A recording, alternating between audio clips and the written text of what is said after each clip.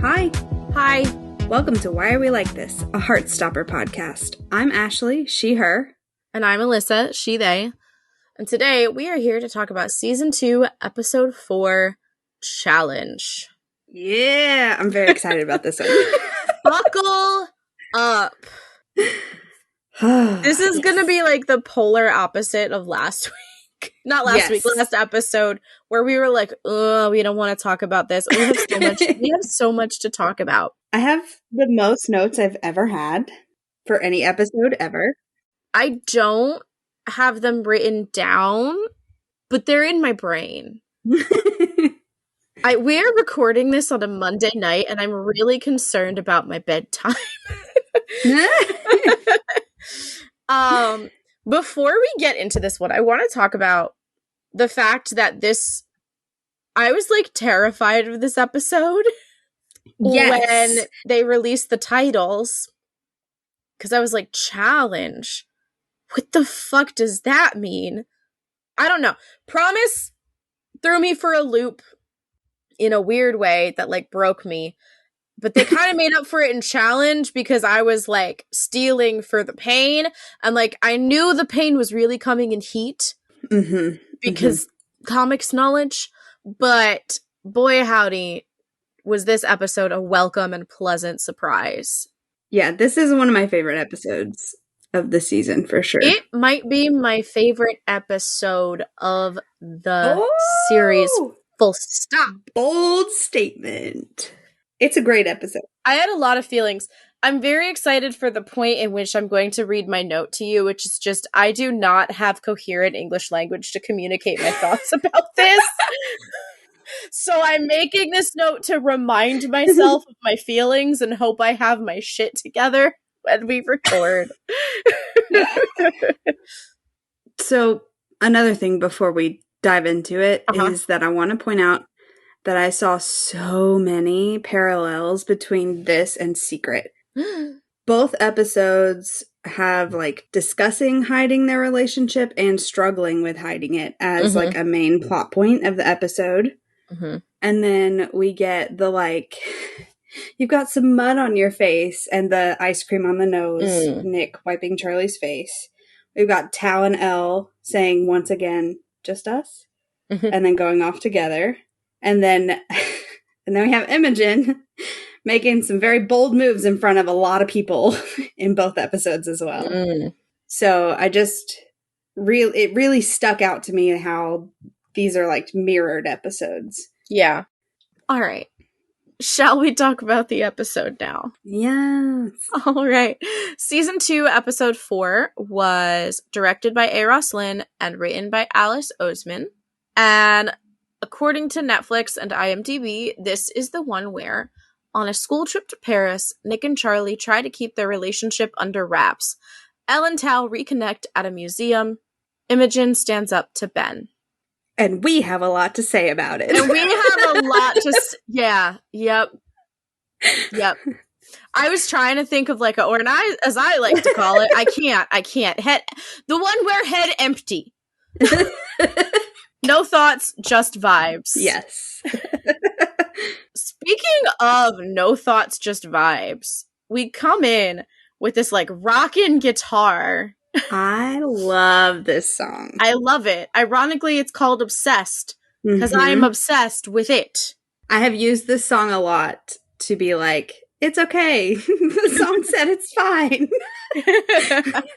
So we have that Obsessed introduction, and then I noticed this on my first watch, and I screamed it aloud to myself alone in my living room, and thankfully didn't awake my husband asleep upstairs. But my note is, the bus is blue and yellow! The bus is blue and yellow! Because when I noticed that on my first watch, I was deeply unwell. Because of course this show would find or just fucking fabricate a blue and yellow charter bus. Yeah. But it is Nick Blue and Charlie Yellow. And Charlie walks up to Nick, and Nick immediately is like, can I help you with that? And doesn't wait for an answer and just like grabs his bag and starts putting it away for him. And I'm like, What a little golden retriever boyfriend. Mm-hmm. And then we are 21 seconds into the episode, and I already go down my Google rabbit hole. So I would like to read the note that preceded the rabbit hole before presenting the rabbit hole. So my note says, Nick offers to help Charlie with his bag. Charlie has an excellent sweater. Also, is that a new Fjallraven bag? Has he had this one all season? It's like a chartreuse green or something. And then the one he had in season 1 was like a blue green. Mm-hmm. And then I had to look it up because it was going to bother me. And I can confirm this is new in this episode. We don't see this one before this episode. The one that he has in season 1 in the early episodes of season 2 is a frost green Fjallraven Conkin backpack. And the reason that I know that is because in April 2022, Elite Daily wrote an article about how that specific backpack was on sale on Amazon for like 20% off or something. And in that, they said that they had contacted like someone on like the Heartstopper team and confirmed the exact color of the bag. I love that. And we also, because I was looking at like stills to see if we see it elsewhere in season 2. We definitely see it in season 2, episode 2, his frost green one, because when that Wes Anderson looking shot in the park that I was talking about, he has it at his feet in that shot.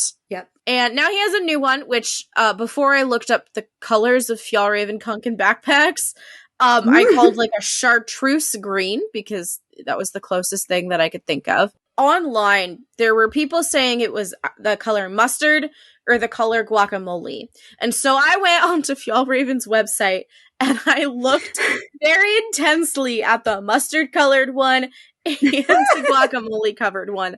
And I have decided that this one is definitely guacamole. But yeah, so he's got a new bag. He got a new bag for Paris. Mm-hmm.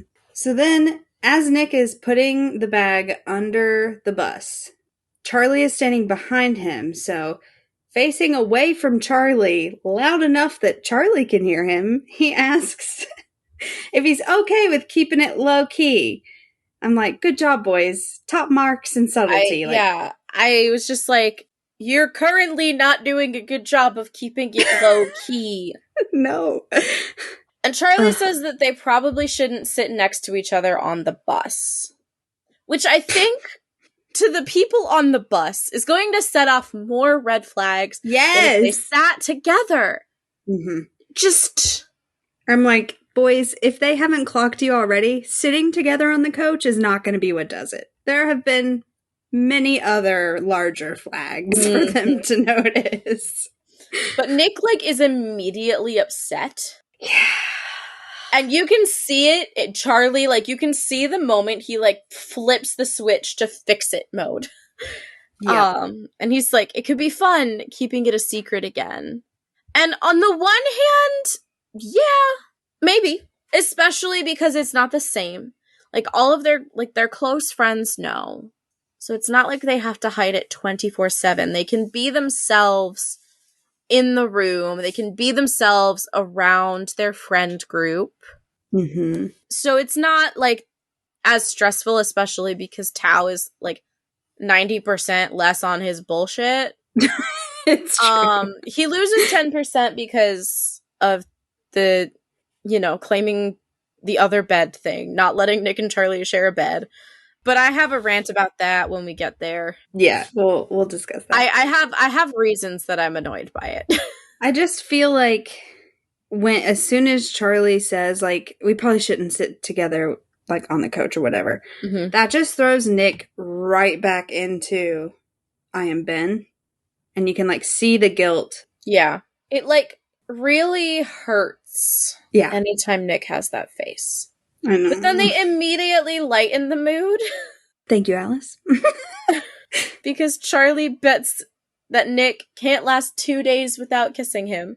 And his face, it's flirty and goading. And I do not believe that a single person within a 5-mile radius believes that these are just platonic BFFs. I know. Also, I have questions about this challenge. I do too. My questions were later, but we can talk about it now. Okay, so he says that the challenge is that Nick can't kiss him for 2 days. I'm guessing that is taken extremely literally because Charlie is also constantly trying to kiss Nick. And then when they do finally kiss, it's Charlie that makes the first move. But then he says that Nick lost. It's so confusing. So is the challenge that Nick is supposed to resist kissing? He's supposed to turn Charlie down every time? Because I assumed on my first watch that it would be like a mutual challenge, right? They can't kiss each other. But it seems very one-sided. Yeah. So yeah, those were my questions. I was like, what are the rules? What are the stakes? Yeah, we're like, we need to put some parameters around this. Yeah. I think it's cute and fun, and it's like this really like sweet thing that we keep coming back to. But also, so Nick goes, "Oh, is that a challenge I hear?" And I just went, "Charlie, sweet baby, Nick is a rugby lad. He is competitive. You don't become rugby king if you're not competitive as fuck." I think that was the point, though, right? He wants to keep his mind on something else. Keep him focused. Definitely. This was before I fully understood the one-sidedness of this challenge, and I was like, Charlie, you're just depriving yourself of kisses for 48 hours. Why would you do that? Right.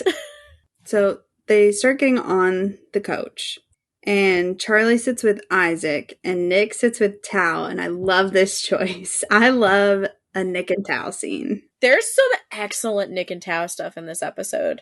Yeah. Really quick, and by that I mean not at all quick, tangent. When Charlie sits not down next to Isaac and they're chatting, Charlie asks what Isaac is reading. And Isaac says he's reading Les Miserables by Victor Hugo, which is, of course, the book that the musical is adapted from.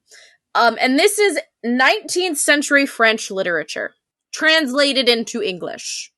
And now I will say, I have not read Les Mis, primarily because I was a theater nerd, but I wasn't that much of a theater nerd to read 19th century French literature translated into English. But I do have a friend who was a different kind of nerd who did attempt to read Les Mis. And so I texted her and I said, hey, question for you. How readable is that book? Because I call bullshit on the fact that this is the book that Isaac reads on this train journey. This is also the point, Ashley, where I texted you and was like, hey, did you happen to jot down how long it would take approximately? So here's the thing. When we first see Isaac reading the book, he's about halfway through it. It is a chonker. It is a thick book. And he's about halfway through it. And so I confirmed with my friend that he's like definitely into the interesting parts. By that point, we're like, they're in the revolution and they're like doing the interesting stuff. But apparently the beginning is dry as fuck.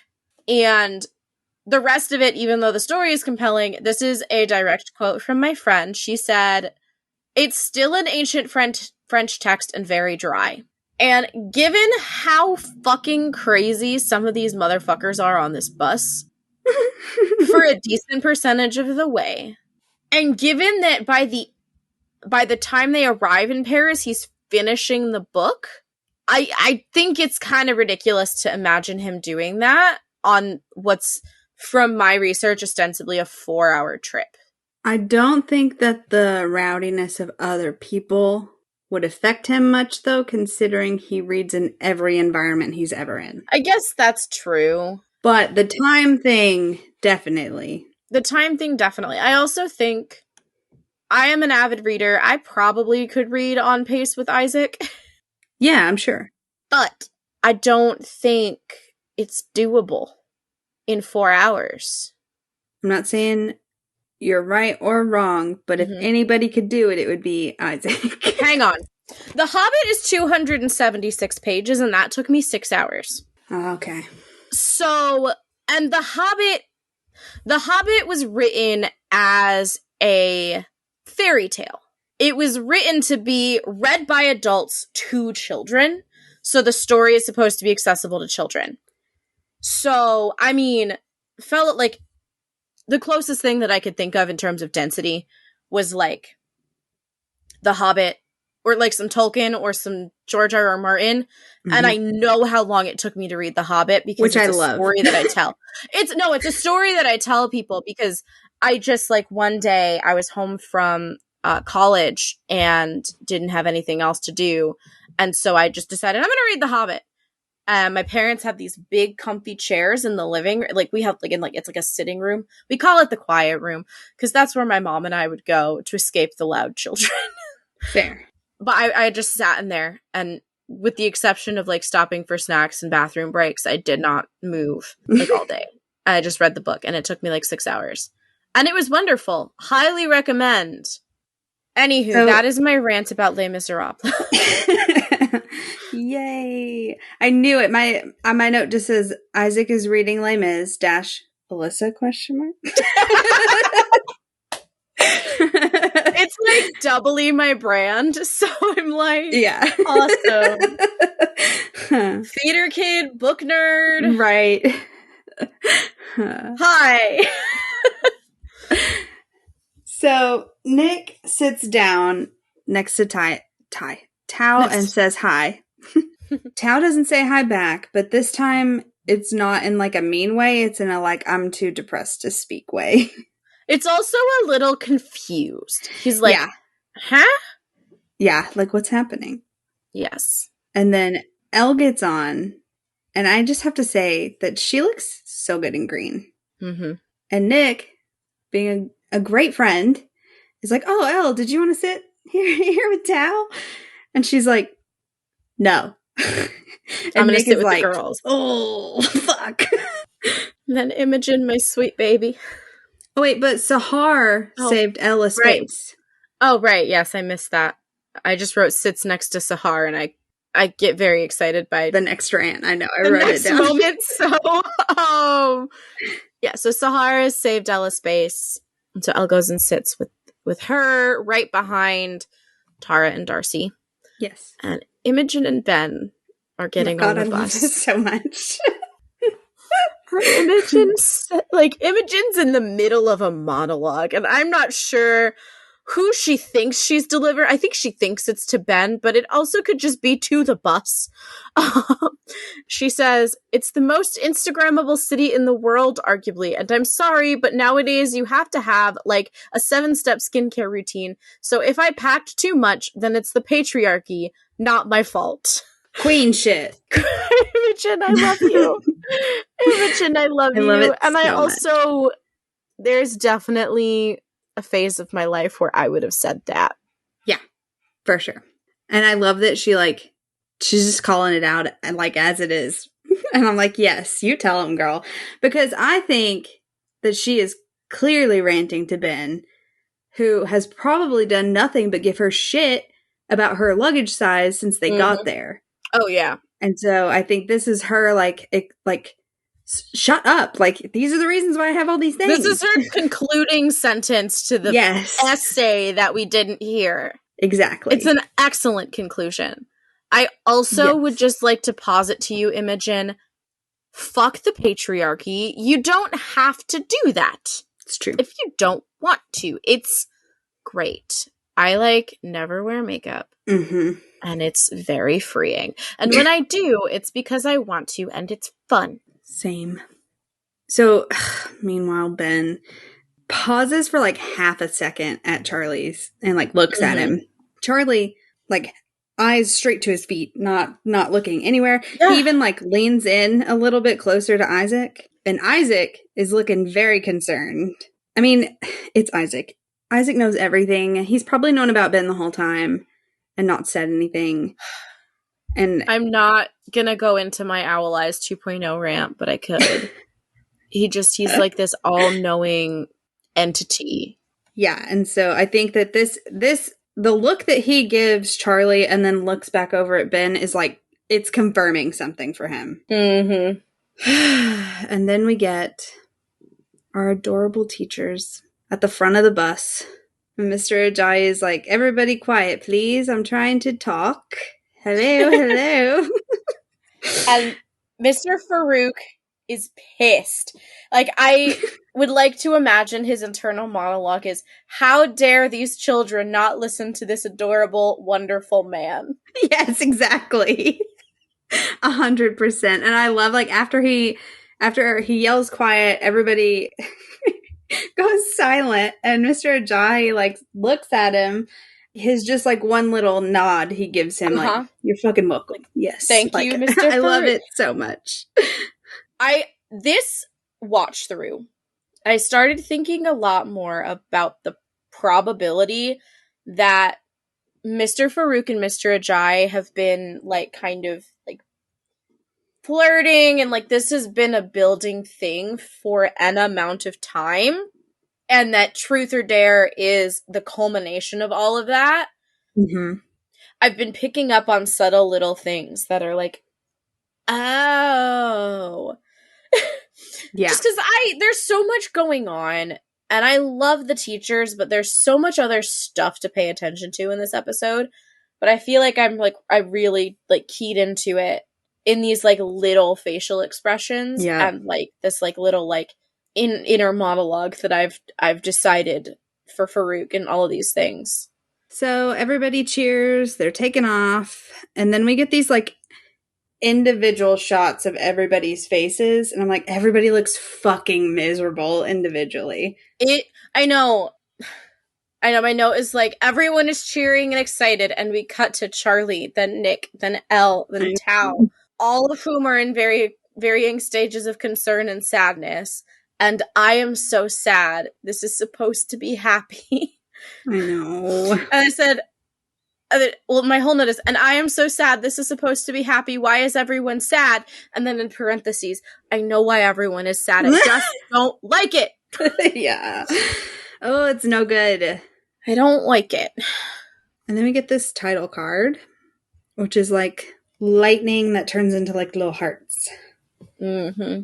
It's not my favorite, but it's not my least favorite. Yeah, it's just kind of there. Yeah. It's a mid-tier one. And then we get this very long scene on the coach. Uh-huh. Which I guess makes sense, considering it's supposed to convey a 4-hour ride. Yeah. Isaac asks Charlie how he knew that he liked Nick, quote, in that way, before they got together. And Charlie's explanation is just so cute, and I feel like it summarizes the first 2 episodes of season 1 so well, where he just says, I just always wanted to be around him, but also anytime he was there, I felt like I couldn't breathe, and I literally could not stop thinking about kissing him. And then he looks back at James. He's like, maybe forlorn is, like, the best word that I could think of to describe his face. But then when he looks back, he seems, like, mad. I think confusion is maybe confused to convey, because I don't think he has those feelings for... I mean, we know he doesn't have those feelings for James, but at this time, watching it for the first time, I was like, I don't think he feels it, but I think he wants to feel it. And so he's like, how do I get there? Yeah. So then we focus on Elle's little face, and she's staring at Tao. And we, like, kind of pull out, and everybody is cheering. We get this line about the bus and the train situation. Harry is, like, dumbfounded, like, almost to a level where I'm like, dude, are you high? Yeah. Yeah. He can't understand how it would be possible for a bus to go on a train. When he's literally sitting there and could look out the window and see what is happening. Yeah. Source, you looked it up, and someone did that and recorded it. Yes. And I will put it in the show notes for anybody else who was confused. They do literally put the bus on the train, and then the train goes through the tunnel. What confused me the most was like how the loading happened, like how the loading the bus on the train happened. But it turns out they just kind of, like, parallel park their little selves in there, and then they're good. Yeah. It's so funny, though, because I'm like, how is Ben, like, the sensical one in this conversation. Yeah. Which, I mean, I guess that makes sense because, like, Harry is supposed to be, like, the dumb jock trope, right? Mm-hmm. And Ben is, like, this slimy, sleazy rat snake character who are typically smart and know what they're doing. That's true. You don't get to be that awful and manipulative if you don't have a couple brain cells to rub together. Exactly. And then we get Nick on the phone speaking French. Tao cracks me up. Tao is my favorite part of this.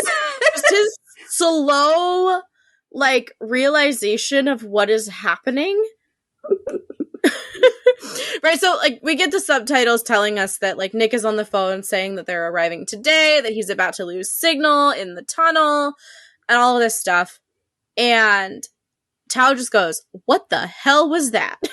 So funny. And I kind of love that Tao is the first one to, like, learn this, like, Nick's hidden talent. And so Nick explains the kind of whole story that his dad's French and he lives in Paris and they're going to try and meet up and Nick doesn't get to see him very often. And Tao just goes, "Oh." And turns away. Nick is like, "What?" Yeah, what just happened? "Oh, it's just unexpected." And he has a face, and I can't describe the face. But I would like to read to you my note immediately following this interaction. "I have feelings about this moment and the way Tao says this and his face, but I do not have the words to translate those feelings into comprehensible human speech." We know that Tao's dad is dead, and obviously he has a lot of stuff stemming from that. And I feel like he's maybe thought of Nick as this perfect person, but it turns out he also has daddy issues, which I put, like, squigglies around. So maybe he's not too bad. And it's like the kind of walls of Tao's, like, preconceived notions about Nick are starting to crumble, but in a good way. Yeah. And I have a lot of feelings about that particular turn of events. And it's just something Will Gao does with his face and his, like, torso. Yeah. That, like, communicates it to me. Because it almost, like, after this has a face of, like, huh, like, he's maybe not that bad. Right, exactly. And it just makes me feel things. Yeah. And I'm proud of Tao. Yeah. He's made a lot of progress. Tao turns to look at Elle, and she's already looking at him, and he freaks out and ducks down, and he's, like, looking so embarrassed, like, she caught me, and I'm like, my guy, you caught her. My note is that he fully makes eye contact with her, and then very quickly and conspicuously turns around. Yeah, like he got burned. Yeah, try not to make it so obvious next time, bud. Then we have this adorable moment with Mr. Farouk and Darcy. Mr. Farouk is walking through the bus aisle, and Darcy stops him. "Sir, are we under the water? Then why can't we see any fish?" And Tara cackles. She's like, "Ah!" Yeah, my note is, the subtitle here says "kids giggle." I'm pretty sure the kids in question is just Tara. Yeah. Tara 100% dared Darcy to ask him, right? I don't know, like, because I think Tara knew that Darcy was being genuine, but also knew that it would be absolutely hilarious to see Farouk's reaction. Yeah. Which it is. It's 100% worth it. Because he just turns around and is already so fed up. And I'm like, dude, you're still on the bus. Yeah. There. You still got a week there and a bus ride back, bud. But also this is 100% how I would have responded to a question like this. just turned around and walked away. Like, nope, not engaging. And Darcy's like, she just is fully like, what? How is that a dumb question? Tara's like, well, it's not going to be made of glass. then she's like, oh my god, did you see his face? He was so mad. Yep. And then Mr. Ajayi announces that they're a half an hour away, and everyone cheers. And when he stands up and turns around to announce it, Mr. Farouk's like checking him out. Yeah. And side glance. And they make little blushy faces when he sits back down. It's very cute. And then we get this little Tara and Darcy moment that kind of breaks my heart. This situation stresses me out. Yes. Just every time I think about it, it hurts. Yeah. She says, we get to hang out in Paris, sleeping in the same bed, kissing as much as we want. It's literally going to be the best few days of our lives. And I have to commend Tara for saying this. Because it's scary to do something like this, especially in your first real relationship. And also, especially on your way to a trip where you're going to be stuck in her hotel room for 5 days. Mm-hmm. Bold. Yeah. And she just says, I guess I've just been worried about when I said, you didn't say it back. And Darcy just flips it. You mean about our prom outfits? Because, I still think we should be Princess Peach and Mario. And my reasoning for this is, in this essay, I will. Mm-hmm. And it hurts me. It hurts me so much because we know from the later episodes that she doesn't want to say I love you back, and she keeps deflecting whenever Tara brings it up because of her home situation.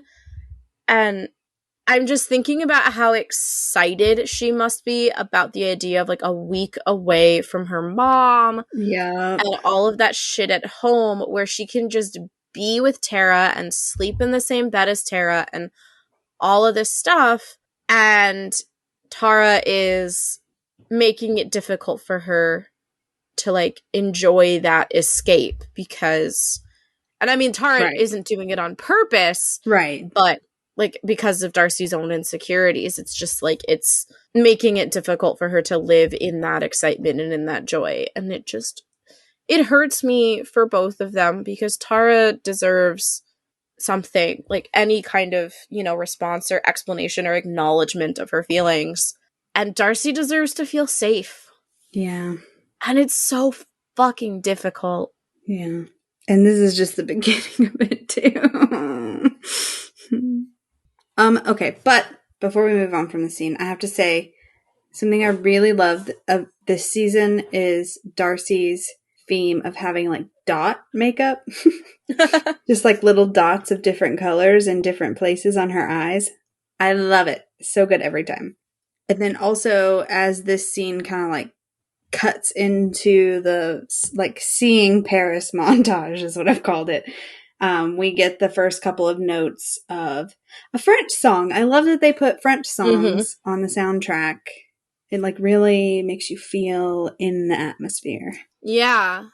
But yeah, we do. We get this really cute sights of Paris, the Arc de Triomphe and the Eiffel Tower and some other shit I didn't immediately recognize. Also, this is where we see that Isaac is pretty much done with Les Mis. I see. When he was about halfway through it when they got on the bus. Also, I love that he's reading French books in Paris. I mean, he's always very on theme. Remember when he was reading the rugby book at the rugby game? That's true, yeah. So yeah, we get flashes of everybody, right? We get Charlie and Isaac getting excited, and then Tao and Nick, and then the girls behind them you can see. And then we get this shot of the teachers definitely giving each other eyes across the aisleway. Pause. I know this is random, but this just hit me. We have gotten so many comments since we put out the episode with Kate and David that there are 2 other teachers that are seen in Paris. And we just, all 4 of us completely missed it. It's not, and no one has told me this episode that we see them, but we apparently see them on the bus ride back and at the Eiffel Tower whenever they're giving out the little French tests and stuff. So I was right. There are other adults there. They're just not relevant to the story that's being told. Exactly. Sweet. But then I was like, well, that makes sense though, because it's 2 schools, so 2 from True and 2 from Higgs. Yeah, that would make sense. But anyway, so yeah, then we get Elle looking out the window, but she is not looking happy. And then I love this. Charlie is like so excited, and so he looks up and looks at Nick because Nick is the only person that he wants to share this with. Yeah. And Nick is having the same feelings, seeing everything and getting excited. So of course he looks back at Charlie and they share a smile. Okay, so hear me out, right? I'm just having this thought now. What if Charlie was not suggesting they don't sit together to, like, keep it a secret, but because he knew that in his excitement, he wouldn't be able to stop himself from just making out with Nick in the middle of this bus. That's true, right? Fair. Like, fair. We know how Charlie gets when he's excited, and it's kissy. I mean, Nick, too. Yeah, so, like, it's probably, in hindsight, it probably was. To give them a physical barrier. Mm-hmm. Yeah. Okay, fair. That's a fair argument. And then we end this montage with fucking Ben being a creep, just like staring at Charlie and like smiling about it. I hate. Yeah. And Imogen like notices it, and she's looking between Charlie and Ben and then looking pretty upset and looking down. I mean, I would have such a complex if I was Imogen. Like 2 boys in a row. When I first watched this season and I noticed they were doing this, like, not only were they doing the Ben and Imogen stuff, and, like, I remember very distinctly, because I, like, watched it a few hours after you, texting you and, like, complaining about, I was like, no!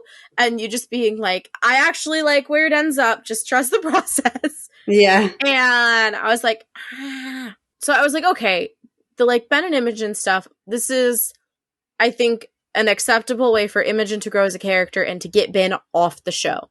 Mm-hmm. I don't like that they added in these, like, lingering feelings that Ben has for Charlie. Yeah. And how intense they are. I hate it. Hate it, hate it, hate it, hate it, hate it, hate it, hate it. Hate it. Yeah, it's not great. So then they walk into the hotel. And the teachers are giving them instructions. Mr. These poor hotel employees, by the way. And if you watch the, like, chaos that's happening around them, like, there's, like, a kid with the phone that's off the hook, and he's, like, swinging the phone around. I'm like, what are y'all doing?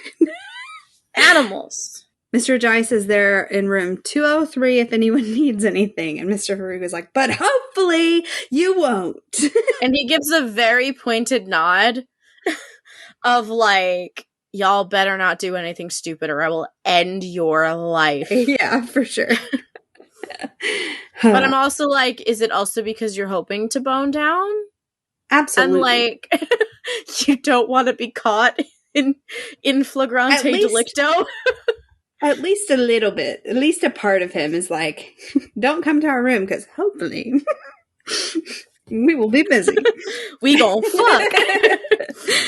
There's a girl sitting at the bottom of the stairs in a chair, and she's like fanning herself and like breathing really heavily, and her friends are like huddled around her and they're like fanning on her, and I'm like, do y'all want to check on this child that's like maybe about to pass out at the bottom of the stairs? Like, have we considered that she's just so overwhelmed with the Paris of it all? I mean, regardless of what it is, they should be like, are you yes, okay? Definitely. But, like, it's so chaotic that, like, if no one's brought it to their attention, absolutely, there's no way they're going to notice something. Like, it's, like, there is a wall of children between them and that particular child that, like, yeah. And then all these kids are going upstairs to their rooms, and Tao tries to offer to help Elle, and she just kind of, like, brushes him off. Like, she's, like, kind of cold towards him. She's mean. Like, yeah. He's like, Elle, do you need a hand? And she's like, she like turns and looks at him for a second and then is like, no. And then turns around and then fucking drags her shit up those stairs. Yeah. And I was like, okay, but I see you because you are me. I would do the same thing. I would be like, no, if it's the last thing I do, I'm getting these up the stairs by myself. I would have gone for the, yes. I still am mad at you, but yes. No, not me. I'm too petty. I would have for sure dragged my shit up the stairs. So, but then we enter the boys' room. Mm-hmm. And when they enter, Charlie turns to Nick with the biggest grin, and he's like, "We have to share beds?" And Nick starts looking at the beds, and he starts to grin. And then Isaac is like, "I want this one," and Tal's like, "I want this one," and both of their grins just die on their face. Yeah. Okay, so Charlie says that he'll share with Tal, and Nick can share with Isaac. And Nick goes into the bathroom, and Tao says to Charlie, "I thought you'd find it awkward sharing with Nick. Just standing next to Elle makes me feel like I'm being electrocuted." And on the one hand, I know that this is how it happens in the comics. Yes. But on the other hand, in the comics, Tao does not know they're together yet. And given that Tao knows they're together, it does not make sense for him to do this or say this. I mean, just because they're in a relationship doesn't mean that they have shared a bed. Yeah, I think it's the assumption. I do also think maybe, well, because here's where I kind of go. I'm like, having a crush on someone is very different from like actually being together. And I feel like Tao is making a one-to-one equivalency. Like when he says, "Just standing next to Elle makes me feel like I'm being electrocuted," I'm like, you're making a one-to-one equivalency where there isn't one to be made, because it's very different situations. And I feel like I don't know what, but I feel like there's the potential for a funnier line that could even foreshadow the love bite. Again, I don't know what it is in the moment. But I feel like there's a funnier line that could have been said there that could tie in with some other conversations and events that transpire through this episode and the next two. I think his intention was good in there. I just think that it's another display of him like not quite being able to read the room, you know? Yeah. Well, I also like, and this again could be a Tao not reading the room thing, but like in terms of logistics, it makes the most sense for Isaac and Tao and Nick and Charlie to share, because like Nick doesn't know them as well. Right. And like Charlie is going to be the person in the room most comfortable with Nick, and Isaac and Tao are like, Isaac I feel like would be more comfortable with Tao than with Nick. Yeah, well, my first thought when it got split up that way, I was like, you would think that he would be like, do you want to sleep with Tao since you sat with him on the bus by your own volition? Like, yeah, like what are the vibes? I don't know. It doesn't bother me, especially because it leads to so many cute moments that I love. Oh, definitely. But juxtapose that with the girls' room. Chaos. Pure chaos. Darcy, Elle, and Sahar are jumping on the bed. And Elle is pouting. Elle is sad. Yes. And Tara says that there is in fact no being sad in Paris. And I would like to know if she's saying that for Elle or for herself. Both. Yeah, probably. And then we get an adorable scene of our lovely teachers unpacking. And it's so cute. And I love how whenever one of them has their back turned, the other one is like stealing looks at them the whole time. Yeah, it's like the sexual tension of this scene of them unpacking and hanging their shirts. Yes. Is intense. Like, my God. And that's something that we're going to get into in a special bonus episode in the future. Yep. So then we get Nick and Charlie saying goodnight, basically. Charlie, like, looks over and sees that Tao is, like, passed out. And he rolls over and, like, looks at Nick. And Nick looks over at him and they both smile. And then Nick holds out his hand. And Charlie takes his hand and they both, rub each other's knuckles with their thumbs, and it is fucking adorable. It is, but then, like, as it, like, cuts, and, like, the implication is that they stay like that for a good long while, my arm hurts just thinking about it. And I'm like, this is kind of cute, but, like... Nick's shoulder's gonna be fucked up. Yeah! Yeah, my note is like, the leaves swirl us into the morning, and Nick's hand is still out. That boy did not move all night. That, I could never... His elbow? His elbow, yeah. Because gravity, the way it's, like, hanging off. Yeah, Because, like, if I lay... Because, you know, sometimes you floomp onto your bed lengthwise, and so, like, your legs are hanging off a bit. Yeah. And, like, my knees get angry at that. And I'm like, the idea of my elbow, my arm hanging off the bed, like, and gravity locking my elbow all night, it hurts. Yeah. I don't know. He's, like, 16. Maybe it doesn't hurt him. We're old. It's true. It's so true. But Charlie was like, nah, fuck that. I'm curling up. As he damn well should. I just couldn't lay that still for a whole night. Same. Ever. My entire life. I'm a flipper and a flopper. Yeah, we know that Charlie is like a cocoon when he sleeps. Yeah. And Nick is a sprawler. True. So. That is true. I love this next scene so much. Tao is chocolate. Yes, hot chocolate. I laugh so hard. Je suis chocolat. Hot chocolat. And Isaac is like highly entertained. Aren't we all? Aren't we all? But then Tao sees their apple juice French version. Yeah. And so he grabs it and just puts it in front of Elle without saying anything and walks away. He like slams it on the table too. And Sahar's like mid-sentence and just stops. She's like, what is happening here? Everyone is confused. Also, before we move on too far, I do think it's also very funny that Isaac is like giggling and like watching Tao like put these little pastries on his plate. And then Tao's finally like, oh, do you want some of these? And he's like, yeah, thank you. Like, no, I'm just standing in line for nothing, Tao. Like, thanks for sharing the food that's here for literally everyone. Yeah. I love Will Gao's physical comedy in this scene. It's so funny. He like slams it down on the table. Yes. And like even because like later on when like he like goes and sits down and he like is looking and watching and like whips back. Yes. He is someone who really owns his length. Because he is a tall and like gawky kind of dude. Yeah. And he owns it and like uses it in such a good and intentional way. Yeah. That like it's a lot of effort to like make those kinds of like physicality, like to like embody the like physicality of like a character like Tao.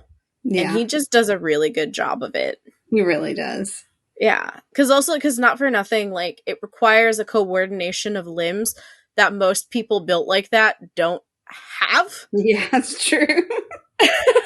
And he is in fact built like that, so like good on ya. So yeah, he puts it down on the table. Elle like picks it up. Sahar turns into the emoji that's just like the two eyeballs looking sideways. That's her default state of existence. Thank you very much. Elle, she like gives a little smirk, and this whole time he's in the background. He like waddles in to his seat and then turns around and is like staring at Elle with these huge eyes, and he watches her like open it and take a drink, and like somebody comes down the aisle and he like frantically scoots closer to the table without taking his eyes off of her. And she turns to look at him and he whips his head back around again, just like on the bus, like, no! And she can't help but smile. And you can really see like the fondness is just like oozing out of her. She's just like, God. It is a good thing that they resolve this shit today, because if not, Tao might give himself whiplash. Very true. Very true. His poor neck. So then we cut to the boys' room again. And Charlie's like in the bathroom and he's like patting his head, and I can just see Alice's little font being like flatten, flatten. It was like perfectly done. And what it really should be is scrunch. Scrunch. Yes. Yeah. But then he comes like into the like room proper and like sits down with Nick and says that he really wanted to share a bed with Nick. I love that he's like looking at himself in the mirror and then looks at Nick, and Nick is looking at him in the mirror, and that's when he like smiles and turns around and comes to sit on the bed with him. So cute. I love this scene so much. I've loved it since the comics. It's done so well. And just to have these two bring it to life is such a joy. Because, right, like Nick is like, I'm sure we'll get to do it one day. And my note is Charlie laughs, Nick's head goes empty. My note says, Nick says, I'm sure we'll get to do it one day. And then Charlie's eyebrows actually come completely off his face and hit the ceiling. I didn't write this, but I just thought of it. It's like Nick wasn't thinking about it that way, but then when Charlie laughs, he was very much thinking about it that way. And I love just how like awkward it is, because it's like very much like they're not there yet in so many ways. And so for Nick, it probably was like the first time that he's ever even thought about it that way. And it just kind of like happened. And it's kind of funny. But he's like, I didn't mean do it. I like the number of ellipses in this statement. And then I was just talking about, sharing a bed. That's all. So, that came out all wrong. His sputtering is perfect. The way that Joe specifically can act like flustered and embarrassed at the same time while also like smitten, it makes me think of like the French scene in the Louvre. The way that he pulls that off, where it's like it's just, they're both so fucking believable at like, I believe that these two are like actual people who are having this conversation and not actors. It's so cute. They start to kiss, and then we get the greatest moment in all of television history. Because Darcy bursts in, Charlie, you two coming or? Oh, you're being gay. Good job. Carry on. Which was, I think, one of the most highly anticipated moments of the season for anyone who read the comics. And they like tacked it on at the very end of the trailer, like after the Netflix thing. And so some people were like sharing it after and being like, where did this come from? Where did this come from? I'm like, y'all turned the trailer off too soon. You fucked up. No, so they don't kiss yet. They almost kiss. But I just wrote they kiss, I think, because I was trying to type fast. Yeah. Yeah, they lean in, but they never quite make it. And Charlie's like, will we ever get to kiss without someone walking in on us? And Nick is like, well, at least I haven't lost this bet yet. Yeah. And Charlie's like, oh, you're going to lose. And I'm like, yeah, you're going to lose big. This is where I made my note of like, what are the rules of this challenge? Me too. Is there any way for Nick to win? Like, right. It's weird.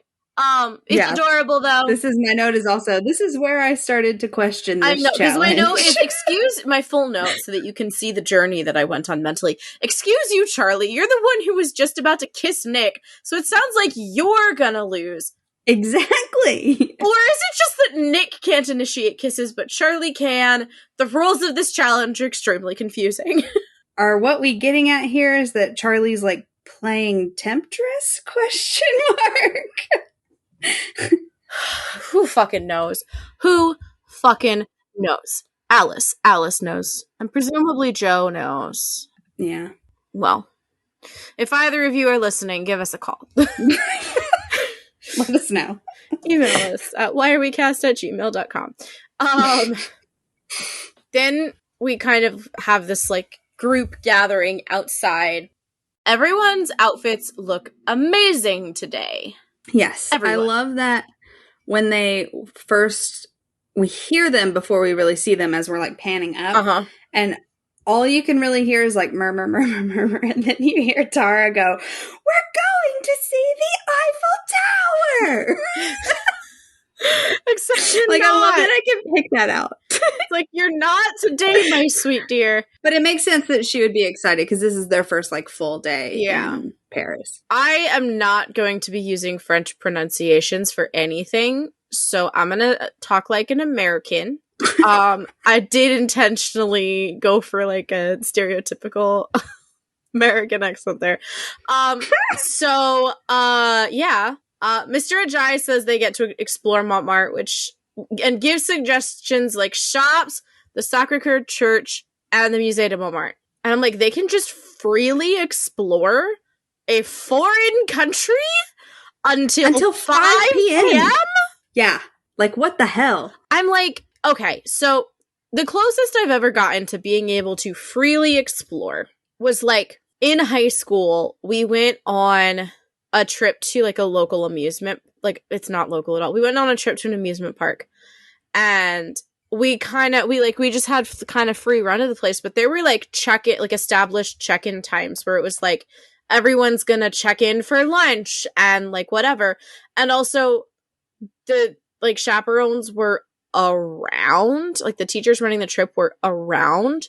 So yeah, it's a confined space. Yeah, it's not the entire city of Paris. Right. Because like ostensibly there is nothing stopping someone from jumping on a train like Nick and Charlie do in the next episode. Yeah. And just fucking off and doing something they're not supposed to. Like, there's not even like a check-in, or like on a trip I went to in 8th grade. It was actually to that same amusement park. Oh, interesting. We like each group had an adult. Like, my mom chaperoned that trip, and like we had like a group of like 8 of us.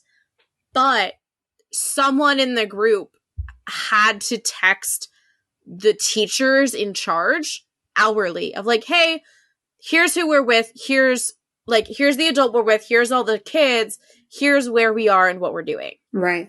Which for 8th graders makes sense, but also for any children roaming a foreign city by themselves. I love that Mr. Ajayi says, you are to stay in groups of no less than 2 people. And I'm like, just say don't go off by yourself. I guess you have to be literal. You have to be literal. And then Mr. Farouk says, and don't get lost. And he says, I'm looking at you. And I feel like because it cuts to Darcy, like, cackling. So I feel like he was, like, telling Darcy, like, yeah, fucking well, because she has the map and she, like, holds it up, too. It would be their group. Mm-hmm. And it would be Tara and or Darcy, because, you know, they have a tendency to accidentally get locked in music rooms. Yeah. So, you know, people start grouping up. Isaac asks if James wants to join them. He has the little prince, like, tucked under his arm, and I think that's adorable. Cute. Then it cuts to Imogen, like, trying to get Ben to want to do anything. And she suggests that they get a padlock and write their initials on it. And Ben just, like, shoots it down. And I'm like... He's so fucking rude. And it makes me so mad. It's now not 1, but 2 people that I love that you're being a complete fucking dick to. I'm just so ready for him to be gone. She's so hurt. Yeah. I mean, all she wants to do is, like, what you do when you're in Paris with your boyfriend. And... Fucking dick. Oh, my God. But then it cuts to our beloved teachers. Well, we see Nick. Oh, we do. He, like, we see Nick being upset because he sees Imogen being upset. Yeah. And then it cuts to the teachers. Iconic. Mr. Farouk, I need a drink. An alcoholic drink.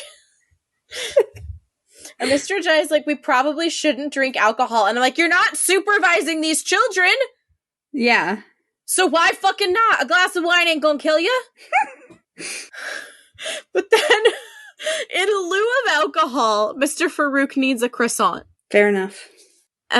This is my note in its entirety.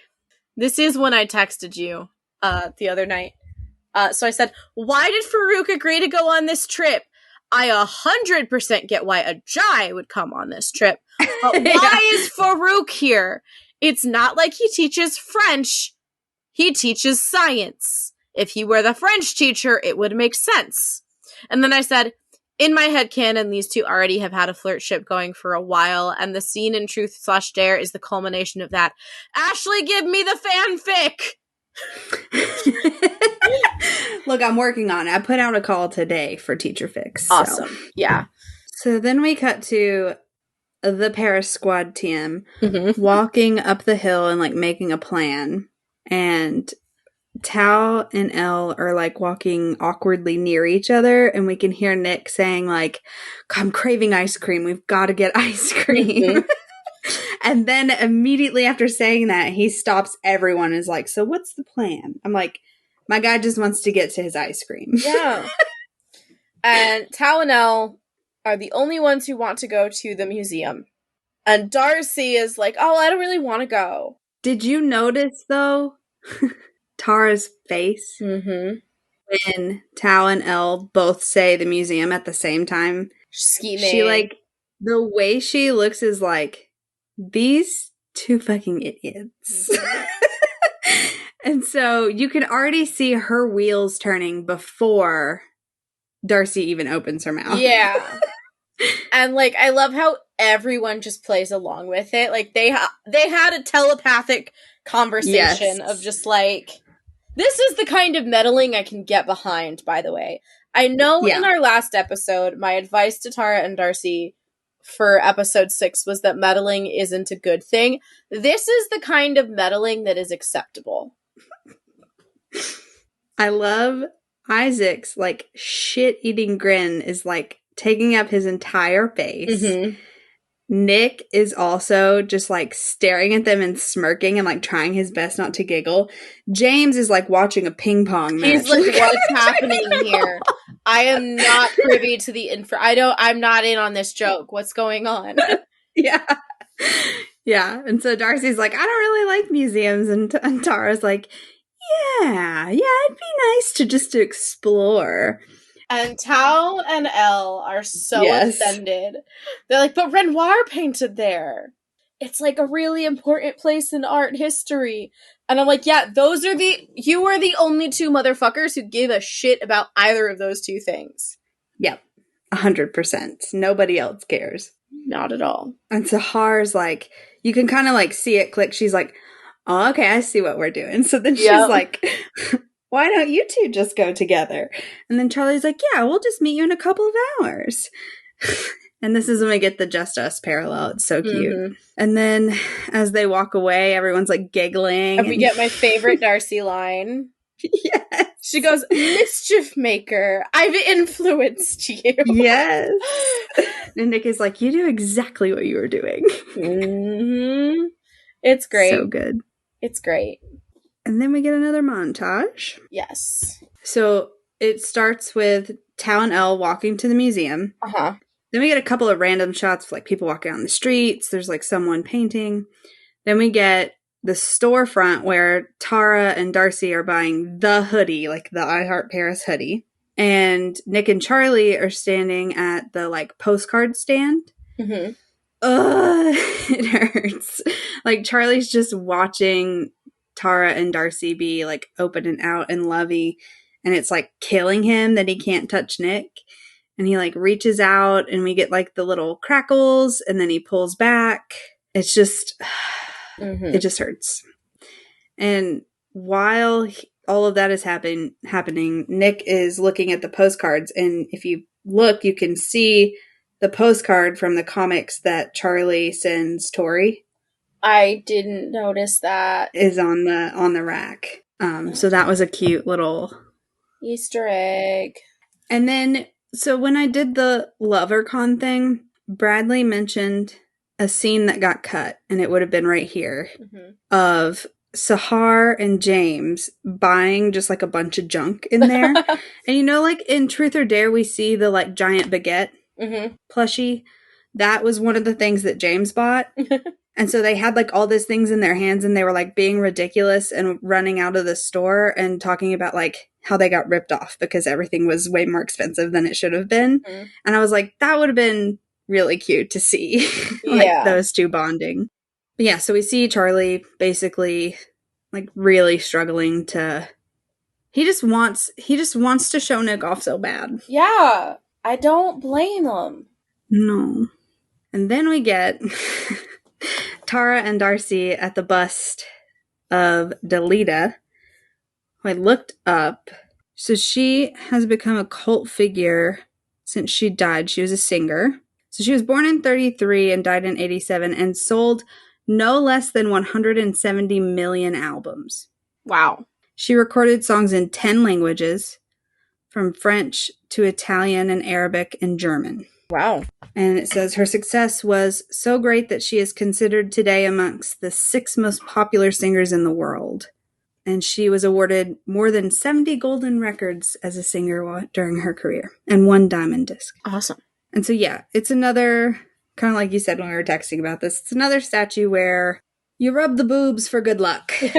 So that's why they're a different color, because everybody is rubbing the boobs. Everyone's polished in the boobs. Yeah, Darcy's like touching on the boobs, and Tara says, I'm here. I'm here.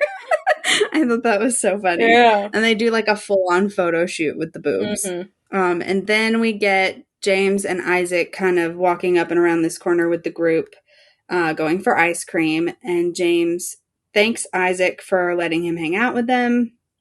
He says his friends just wanted to go find the nearest McDonald's, which I think is so accurate for teens. Yep. And Isaac is like, yeah, it's really nice to hang out outside of the library. And James is like, yeah, it's really nice to hang out with other gay people. Like, just another, like, I'm gay, right? Like, yeah.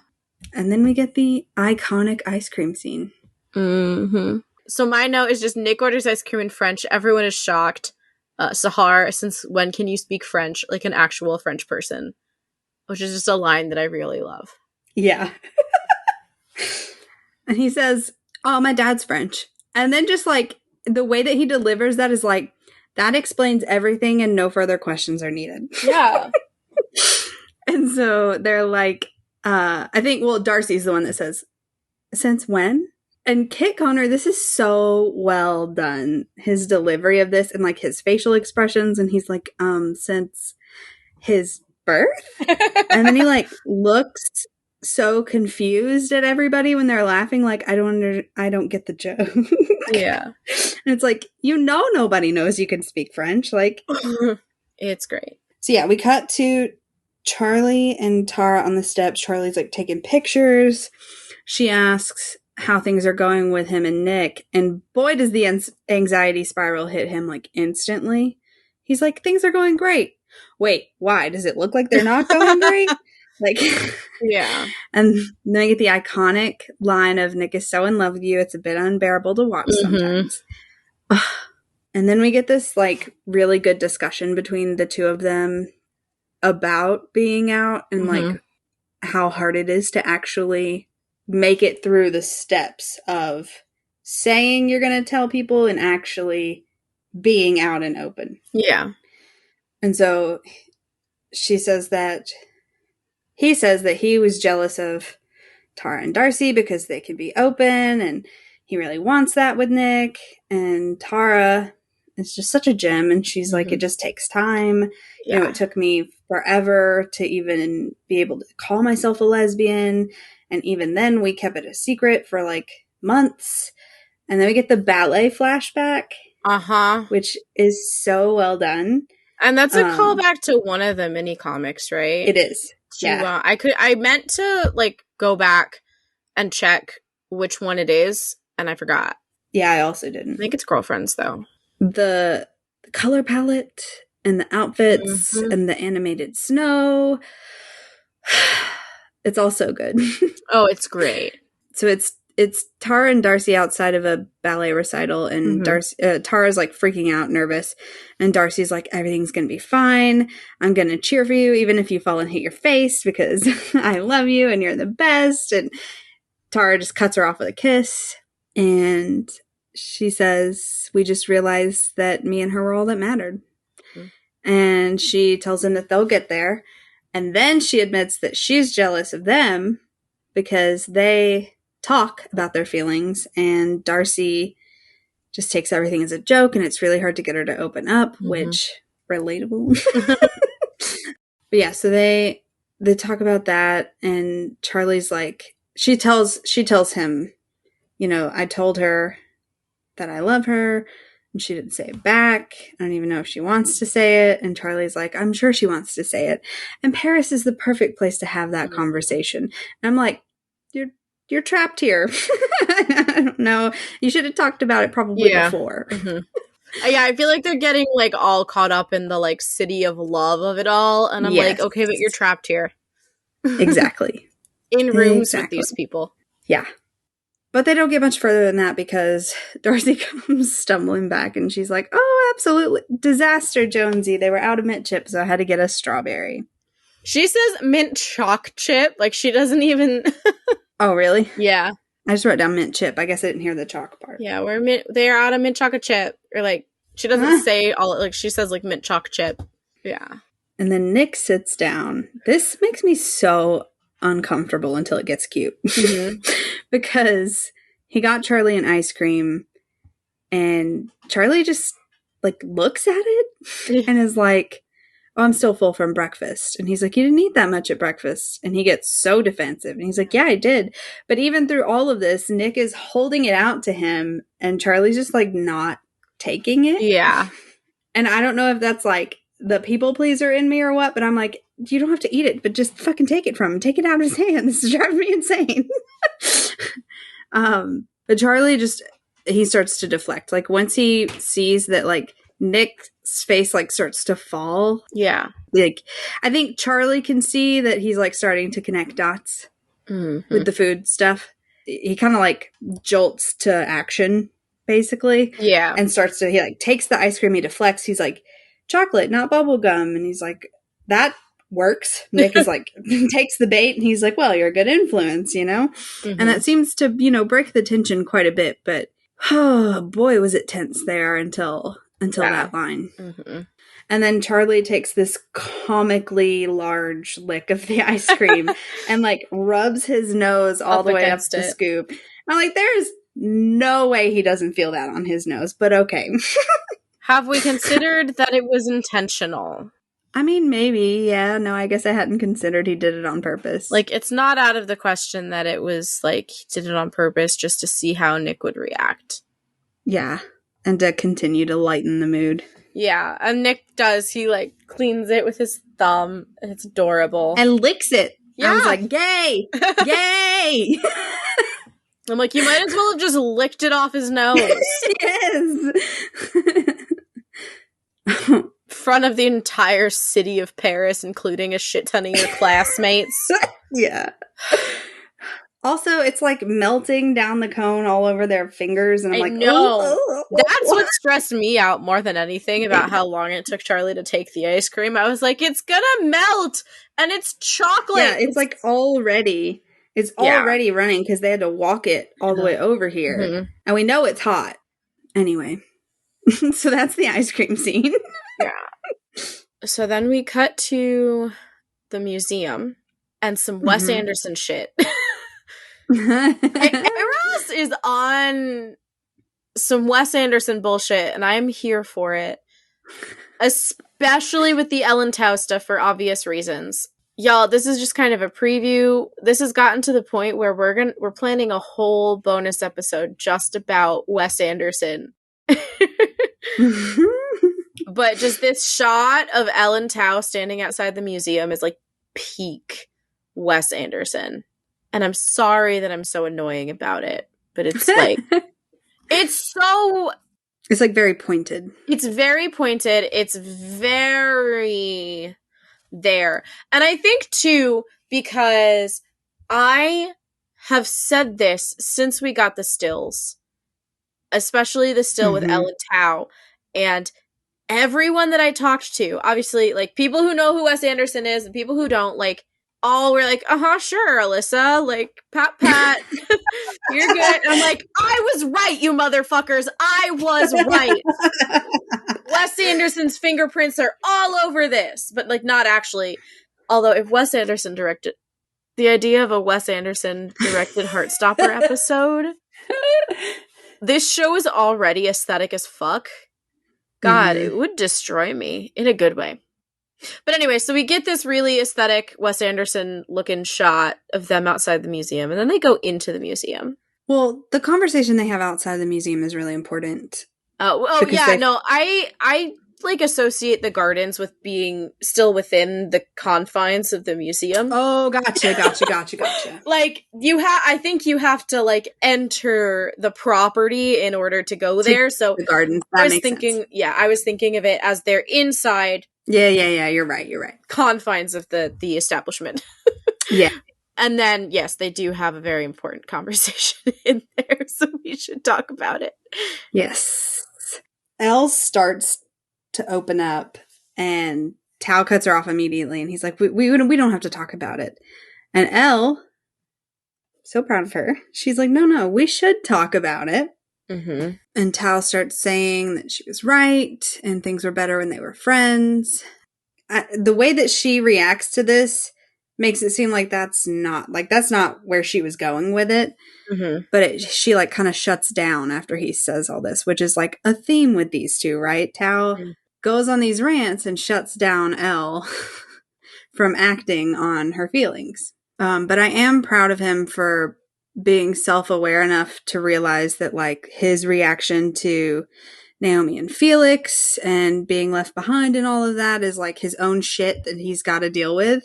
Mm-hmm. And he even says like, I get in my own head. Like he's starting to understand it. And I love it. I love to see growth. Yeah.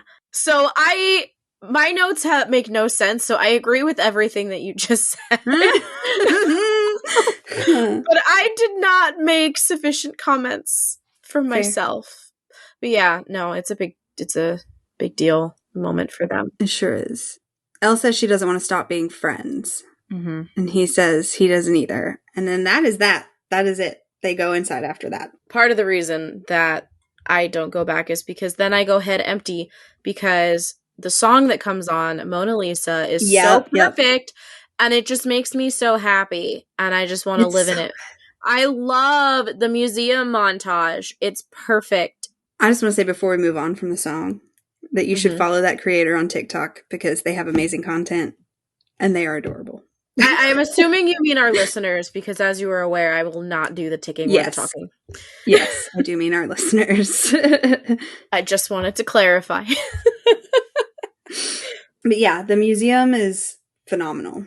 It's great. I want to go there. So it starts off, they're going up the stairs, and then we get this like shot of two rooms with a wall dividing them. Mm-hmm. And Elle's on one side and Tao's on the other. Mm-hmm. And then they switch sides. Mm-hmm. And then Tao goes to like go up the steps and Elle goes the other way. And it's just like this big dance of like pushing together and pulling apart. Mm-hmm. It's like just so perfect for visually giving us their relationship. Mm-hmm. And then we get this scene where they're standing in front of this painting and he yells at her and scares her. This was improv. Confirmed by Alice. I didn't know that. I love that though, but the we're in a public space. Is it that? It's either we're in a public space or this is a public space. Yeah. I can't remember it, but that's like one of my favorite lines. Yeah. It's excellent. He says, I can't help it. The colors, they reach out to me. It makes me jump. Something that I really love. Number one, just because I'm an aesthetic bitch. And number two, and I'm still like formulating this. I don't really have it fully thought out, but I'm obsessed with Tao's camera. It's like a 35 millimeter, which is great. That's very Tao, very on theme for Tao. But I also have been thinking kind of recently, and again, I don't have any actually written down or formulated thoughts on this. So this is me just talking. But I was thinking about the idea of like Elle being someone who likes to draw and paint and Tao liking photography and like the differences between those art forms and like photography just being very factual. I mean, obviously there's things that you can do in editing and things like that. Right. But that the art, like the act of photography in and of itself, this is what it is. Right. And that I feel like I imagine Tao being very like comforted by that. And yeah, I can see why he would have an eye for that and a knack for that over art, like drawing, which is so much more subjective. Yeah. That's okay. Photography is much more objective. It's boom, this is the thing, this is the picture. And obviously there's subjectivity and art in framing and composition and, all of these different things that I could go on and on forever about from, my one high school photography class. But I really like the idea of that being an art form that Tao gravitates towards, not only because he's into movies and film and it's similar skills, and then art just being a lot more, I keep saying art, but photography is art. Drawing and painting are more subjective. There's a lot of interpretation because you're creating everything from scratch. Yes. I love this. And there's something there. Yeah, and there's something in the way that they're so similar and so different at the same time. Yeah. I love this. Yes. It all just came to me, and it's just because I don't know. It just happened. My brain is a mysterious place. My next note just says they go in this room together and flirt some more. I think this is when they're like having the conversation and he says like, it could be you next year. And she's like, it will be. I'm manifesting. I love that scene because she's like I think it's like a recreation of Renoir's studio. Mm-hmm. And like Elle sits down at the desk and Tao takes a picture of her, which got me in my feelings because I was thinking about Nick and how Nick is always taking pictures of Charlie. And I'm not going to continue talking because I'll get in my feelings. I don't really want to be in my feelings right now. I'm good out here. But yeah, and he's saying this could be you in like 3 years time. And she's like, it will be. I'm manifesting. And which kind of like calls back to family? Promise? It was family. Yeah. But yes, it's a callback to Naomi. Saying she's manifesting. She's manifesting. And I loved that. It's very cute. I love it a lot. It's very cute. And I think that maybe I'm overthinking it because I'm going to talk about the photo. I said I wasn't gonna, but I'm gonna. It is a truth universally acknowledged that if Alyssa says she doesn't want to talk about something, it is guaranteed that within 45 seconds she will be talking about the thing. So I've been thinking about, because like photography and like taking pictures, like Nick does that as an act of like love, obviously. And I feel like this museum trip and like the montage has already happened of them like pushing and pulling, but they've kind of come back together in a way that I think is really important, because kind of from here through the rest of the Paris trip and like the Louvre in the next episode, they are like coming more and more and more together until they finally like admit their feelings and they kiss in the next episode, which I am so excited to talk about because I love that scene. Yes. But I feel like him taking this picture is like such an important moment because he wants this memory of this time. And I don't think if they were still in a bad place, I don't think he would want it. Or if he was truly kind of putting his feelings aside, he wouldn't want that picture. Yeah. And so like I feel like it's an important moment for the both of them. For sure. Yeah. So then they're leaving. And this family comes up and asks Hal to take a photo of them. And he like, excuse me, if this was me and I was there, which I don't have kids and can't imagine what it would be like to be like out and about with children and things like that. But like, if I ask someone to snap a photo and they make me crouch on the ground and be like, excuse me, can you just snap a photo? Thank you. I have a theory about this. Yeah. I don't think he was making them do that. I think he was getting down to get a better angle.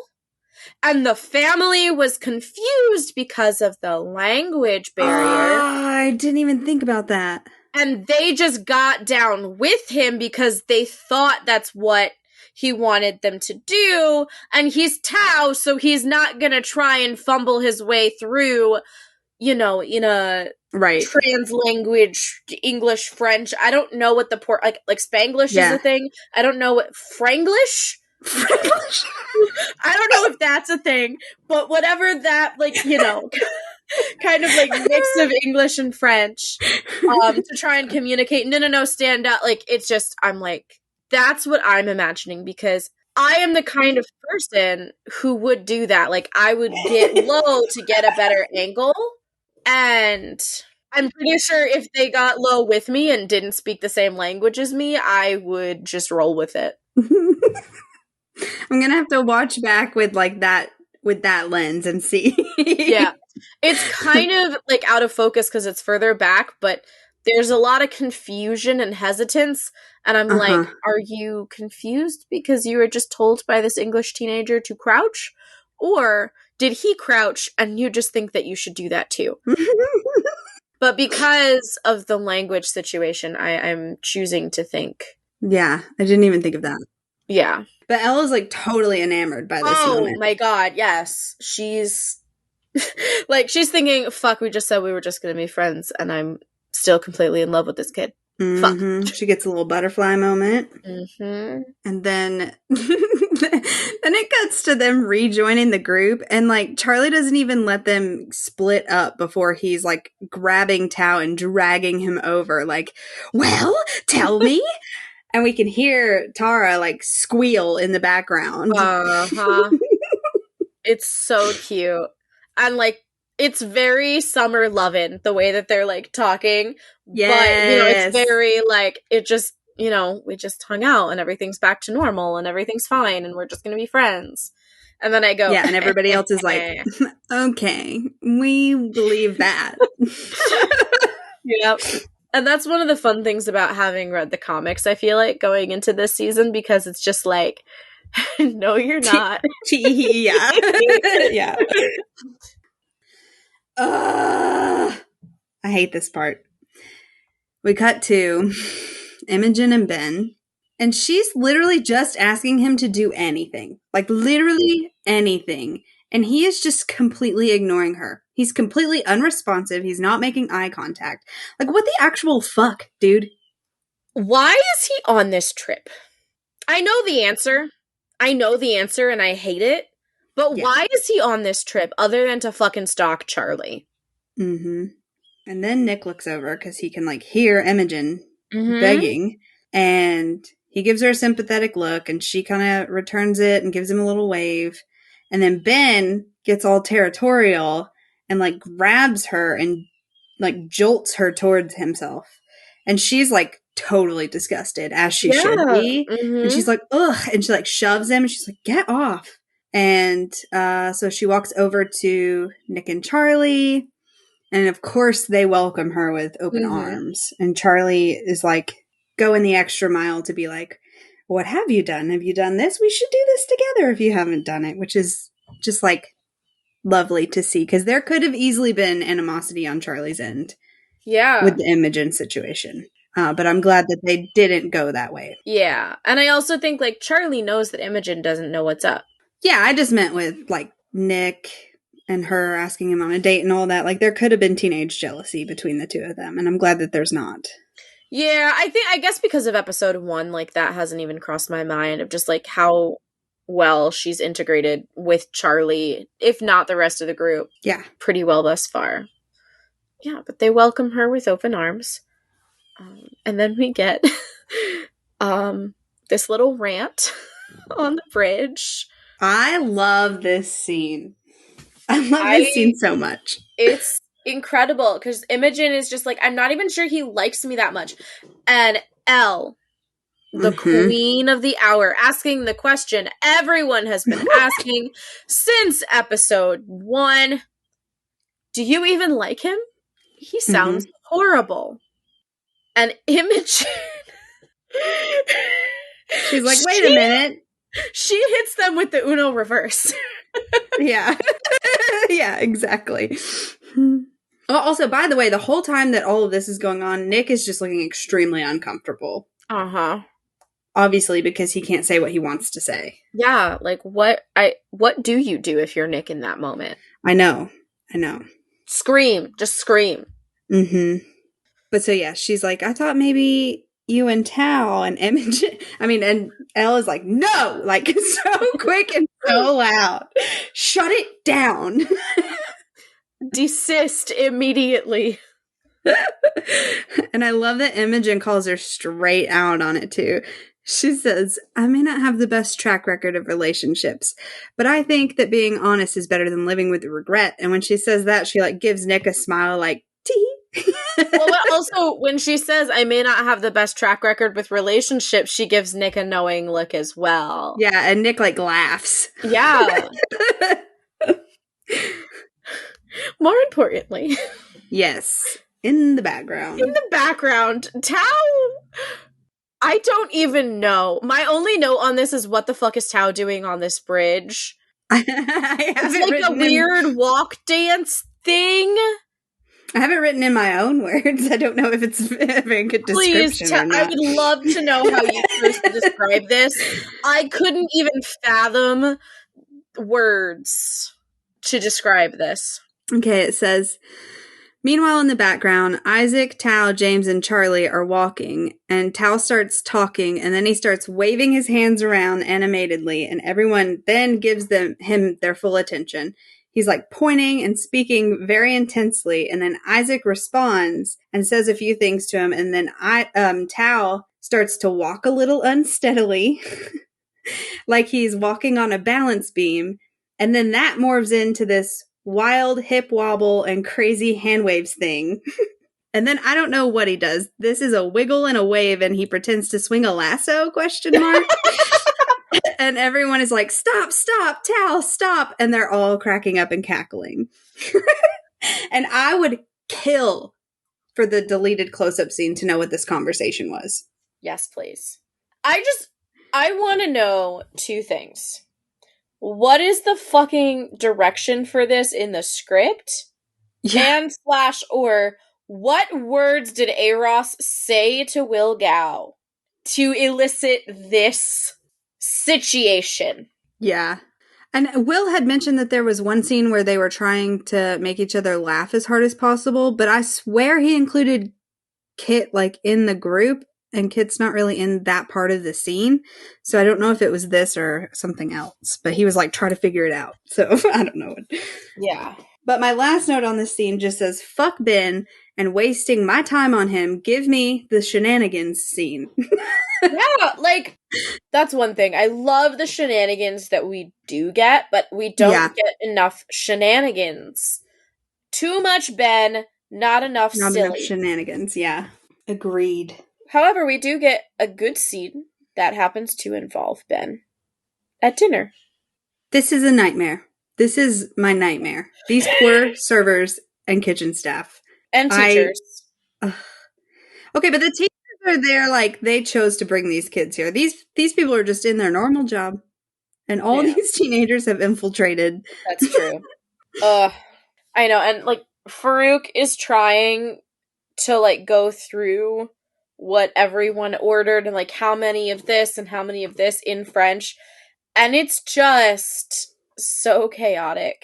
Mm-hmm. I did ask, because the second time that I watched the show straight through, I was with some friends, one of whom knows an amount of French. Oh, and nice. I didn't know that. I just kind of jokingly offered to the room, anyone speak French and know what's going on here? And she said, yeah, basically he's just saying, like, what everyone ordered. Gotcha. So, but I do love, he's like, no onions. I'm serious, man. I get bloated. Yeah. He's serious about the onions. He's like, I have to make sure that I am in pristine condition. I'm sharing a room with a man I have had a crush on for a very long time. There will be no bloating and there will be no onion breath. Very important. Very, very important. Also, just before we move on from the French conversation, if you do speak French and you do know what he's saying, please let us know.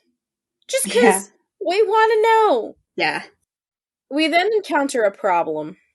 Yeah, it's the same problem we've had since episode 1 of season 1. Right, so everyone's sitting down, and Charlie's sitting down, like, across from Nick, like, with all of their friends. And who has to sit down next to Charlie other than Ben Hope? Literally, anyone else could have sat there, and I wouldn't have a problem with it. Ben fucking sits down, and I'm ready to fight. Yeah. Nick is also ready to fight. Uh-huh. Yep. Charlie is, like, instantly tense. He scoots over closer to Tao, like just the tiniest bit, and like refuses to look in that direction at all. And Imogen is clearly pissed off too immediately. She's like, great. Which, like, as she should be. Especially after he's been treating her, like, literally today on this trip. Uh-huh. Even if all of the other stuff, obviously, there is all of the other stuff that does matter. But if you took all of that away and we went just off of today... Fuck it. Fuck him. Yeah, I think this would have the same outcome. Yeah. Fuck that guy. Mm-hmm. We do get a brief distraction from it because Tao's food arrives. Oh my god. And he has ordered escargot. And everyone is disgusted except for Nick, who is delighted. Well, yeah. Presumably, Nick has had it before. Yeah. It's true. I personally haven't, but, like, I know what a snail looks and feels like, so I can just assume, right? Yeah, no thank you. I bet it's so salty. Mm-hmm. But he says, where in France had to be done. And it just did not, Tao. You can it did not have to go to France and not order that. Lots of people are ordering other French dishes that do not include snails. Yeah. And Elle says she feels sorry for him and his terrible decisions. And I'm like, I don't. He made that choice. Nick does the most laddish thing to ever happen.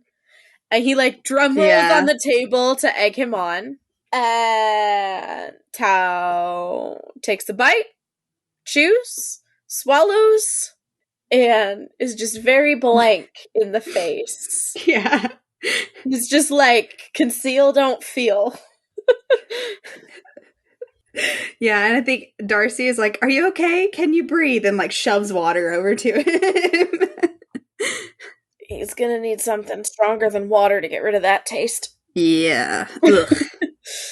Then we get another shot of Imogen watching Ben watch Charlie. Who is not eating. Yes. And then Ben decides it's a good idea to talk to him, and he says, I haven't spoken to you properly in ages. How was your first day in Paris? And I'm swinging. And Charlie freezes, and Nick freezes, and Imogen glares, and I scream. And Nick, like, goes to stand up, and the only thing that I can think that he would do is switch places with Charlie. Mm-hmm. But he doesn't get the chance because Imogen gets there first. I almost am wondering if Nick is standing up just to be like, I will fight you. I just don't see him being that, like, aggressive. That would call too much attention to Charlie in the situation. That's true, but I feel like there's a protective instinct that sometimes take over that doesn't for sure necessarily take those factors into account. It's like the mama bear instinct. Yeah, for sure. But fortunately, yeah, before it goes bad, Imogen calls Ben out in front of everybody. And I really hope you wrote this down. So she starts off by saying, not interested in my day, or not interested in how my day was then. And he's like, why are you in a fucking mood with me? Well, he doesn't say fucking, but that's the tone that he uses, right? And just pause real quick, because this shot of him saying, why are you in a mood with me? Joe Locke, the nonverbal acting is so good. He's like folding in on himself. His face is like very tight and constricted, and he's like staring at the table. And I'm sure he's like trying to be like literally anywhere else mentally, right? Mm-hmm. But you can like really feel it just like radiating off of him in this scene. So I just have to point that out because it's so good. It's such a good screenshot. Mm-hmm. But this is where she snaps and she says, because you're supposed to be my boyfriend, but instead you've got some sort of obsession with Charlie. Elle takes a bite and she's like, oh. And then you see James and he like slowly puts like a piece of roll in his mouth, and Isaac looks up from his book. So you know that now everybody's paying attention. And he slams his utensils down. He's like, what are you trying to say? And she screams, I don't know why you're obsessed with Charlie. And Nick looks at Charlie, and Charlie looks at Nick, and everybody cringes a little bit. Mm-hmm. And then she continues and says, and to be honest, I don't even care. All I know is you're a terrible boyfriend, and I deserve better. I'm breaking up with you. There are gasps all over the room. Mm-hmm. And then she says, your energy is off. And then we see the teachers, and they are just slurping this tea right on up. And she says, you're not mature, and you clearly have some issues that you need to resolve before you're ready to be in a relationship, and I'm not going to wait around for you. I think it's time I focus on myself. And then we see like Harry and the other rugby lads are back there giggling, and Elle looks so pleased. She is like clapping internally. She's like, yes, yes, yes, yes, yes. And then Ben says, well, if you don't want to be with me anymore, that's fine. There's no need to be a bitch about it. Record scratch. Charlie, he darts his eyes over to Ben. Mr. Ajayi's like, whoa, whoa, whoa, whoa, whoa. We can publicly humiliate people, but let's not call her a bitch. Okay, my guy. And even Harry is like, well, there's no need to call her a bitch. I did write down, you know you fucked up when Harry Green calls you out. And somebody, before Harry speaks, somebody off screen, I at least couldn't clock who was saying it, one of the other rugby boys, says like, she's got a point, man. Yeah. I'm like, yeah, get him, everybody. And this is the part of the scene that I think is so interesting and is such a like indication of Ben and how his brain works, because he looks at Nick like Nick did all of this. Like he literally looks at Nick, looks around, looks back at Nick, and then scoffs and gets up. Like totally thinks that he has no blame. This is all Nick's fault. Like you did this because you are an asshole and you treat everyone like shit. Okay, so here's how I feel about this. I'm so proud of Imogen. I love it. I do think that she should have left Charlie out of it. I think that she was just kind of processing verbally as it happened. Had she planned that, I don't think she would have called this Charlie stuff out, but it was a emotional explosion, and if anybody understands that shit, it's me. So I do get that, and I think he deserved it. I think he deserved every bit of that public humiliation. Same. I know. I like from the beginning, I remember the first time watching it being like, yes. Yeah, yes. I know, me too. Yes. And then she says, your energy is off, and I died. Yeah. I was just like, Imogen, my love! I know, I love it so much. And like, the way that she does this is just like, yes, she snaps, but it's also, like, so fucking brave, because I feel like... Yes. She very easily could have noticed this and been like, no, fuck it, and I'm gonna end it in private. But Ben kind of deserves to get told the fuck off in front of the entire trip. Yes, 100%. Which the teachers know, which is why they don't intervene. Exactly, yeah. They know. And it's just so good, and... I mean, shout out to Rhea Norwood for just killing it. Like the tears, it's so good. It's perfect. Her hands are shaking. Put her on an Emmy for Someone list. Yes, absolutely. Because she's killing it. I mean, I feel like an Emmy for everyone in this show, but... Yes, yeah, they all are so good. God, it's perfect. So Ben throws a little fit and stomps off. And Imogen stands up. And when Imogen gets up... we get this like long shot of the table where you can see everyone, and Elle leans, like goes to lean like she wants to say something to Imogen, but Imogen turns around and walks away, and she leans back, and that's when you see like Nick and Charlie exchange a look, and they get up, and Elle looks at Nick and says, she's done nothing wrong. And I'm just like, I love it. I love that Elle is like, that's my woman and I'm gonna support her. Like, yeah. It's so good to see. Then we get Tao saying, he gives me such, like, stinky energy and, like, a stinky smell. And Darcy's like, yes, it's a stinky smell. This is, yes, accurate. They're so funny. Great. Love it. Love them. And then we go to the bathroom. So I love that even though she did kind of like not really throw him under the bus, but like draw a lot of attention to him inadvertently in her word vomit, Charlie knows what it's like to be with Ben. Yeah. And he wants to make sure that she's okay and that she's supported. Plus, on top of that, she just absolutely put Ben in his fucking place publicly. And I think that part of Charlie was fucking like, hell yeah. And so when she's like, I'm sorry, I probably shouldn't have done that in front of anyone. Charlie's like, well, I think it was one of the coolest things I've ever seen. And I'm like, I love it so much. Cause he, again, could have easily been like, why did you have to throw me into it? Like, but he knows what it's like. And he also knows why Ben is obsessed with him. Yeah. So I just love that he is there to like support her. When she looks at him and is like, did you and Ben ever? It breaks me. I know. And like, I mean, also the way that like Nick and Charlie look at each other breaks me. Like that whole moment, I just crumble to pieces every time. It's so believable. Like the pain. You can really see the pain. Yeah. And then we get Imogen. Everything would be so much easier if I was into girls. The way I screamed. Because also, not for nothing, I feel like the amount of times that I've heard people say this in real life, a lot of those people are queer. Come out later. And don't realize it yet. I know. I was like, just, to out loud. It was out loud. It wasn't just to myself. The first time I watched it, I was like, oh my God, is this real life? Is this happening? And then I love Nick and Charlie's like knowing look of like, it's not that easy. I don't know about that. Like people are still people. Yeah.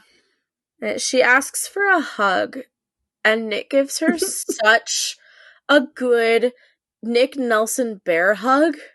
I know. It just looks so nice. Like bear hugs like that are my favorite. I know. It feels so comfy. Right. I'm married to Nick, so I get them all the time. And then he like pulls Charlie into it too. And it's just so tender and sweet and precious. And Nick is so happy. He's got two of his most favorite people in his arms. I only say two of because Sarah Nelson's not there. And now Imogen's no longer in this abusive relationship that he's been so worried about. And Charlie's there and everyone's safe and in his arms. And he's like, yes. There also has to be this sense for him too of like, I can keep them safe here. Because he is a golden retriever. And so yes, he is. He's very loyal and very protective. Yep. So then we go back to the boys' room.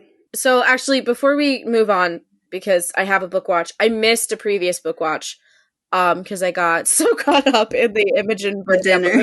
Right?